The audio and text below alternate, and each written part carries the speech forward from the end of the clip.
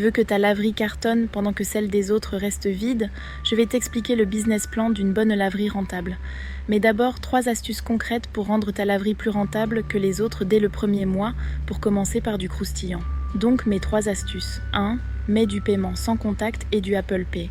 Tu sais que 80% des gens n'ont pas de pièces sur eux, alors investis dans un terminal moderne. Ça coûte un peu au départ, mais ça t'évite de perdre des clients juste parce qu'ils n'ont pas de monnaie. 2. Propose un programme de fidélité par QR code ou appli. Un lavage offert tous les 10 par exemple. C'est simple, automatique et ça fait revenir les clients. Tu crées une habitude. 3. Installe des machines XXL pour couettes. C'est un aimant à clients. Ils ne peuvent pas laver ça chez eux et c'est bien plus rentable qu'un petit cycle classique. Une couette, c'est souvent 8 à 10 € en un seul cycle. Et maintenant, voyons comment transformer tout ça en machine à cash. Une laverie, c'est un business sans personnel qui peut tourner 24 heures sur 24. Et ça, c'est puissant. Prenons un exemple simple. Une machine à laver standard, 5 € de chiffre d'affaires par cycle. 10 cycles par jour, c'est 1500 € de chiffre d'affaires mensuel par machine.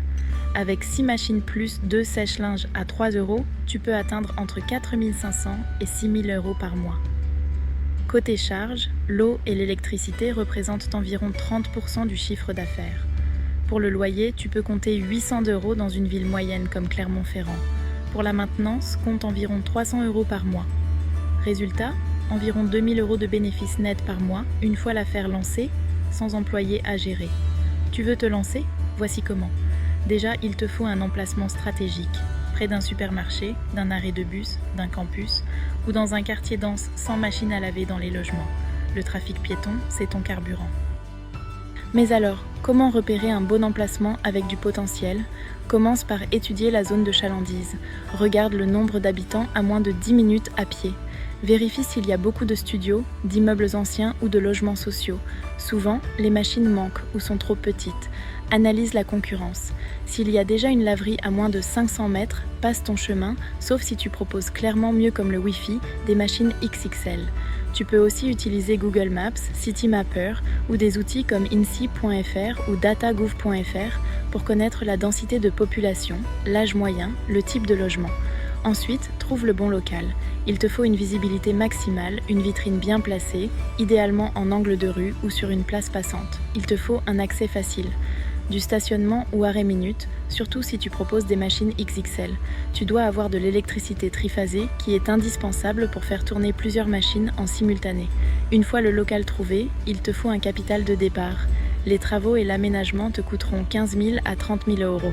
Les machines te coûteront 30 000 à 50 000 € pour 6 lave-linges, plus 2 sèche-linges. Pense au leasing ou au prêt pro si tu veux démarrer avec peu de fonds. Et surtout, automatise tout avec du paiement dématérialisé, des caméras de surveillance, une alerte de panne automatique, une ouverture, fermeture à distance. Tu n'as pas besoin d'être sur place. Petit bonus, propose du Wi-Fi gratuit, un coin cosy avec chargeurs ou magazines, voire des casiers à lessive. Tu deviens la laverie préférée du quartier. En résumé, une laverie bien pensée, c'est un actif ultra rentable, automatisé et sans gestion humaine lourde.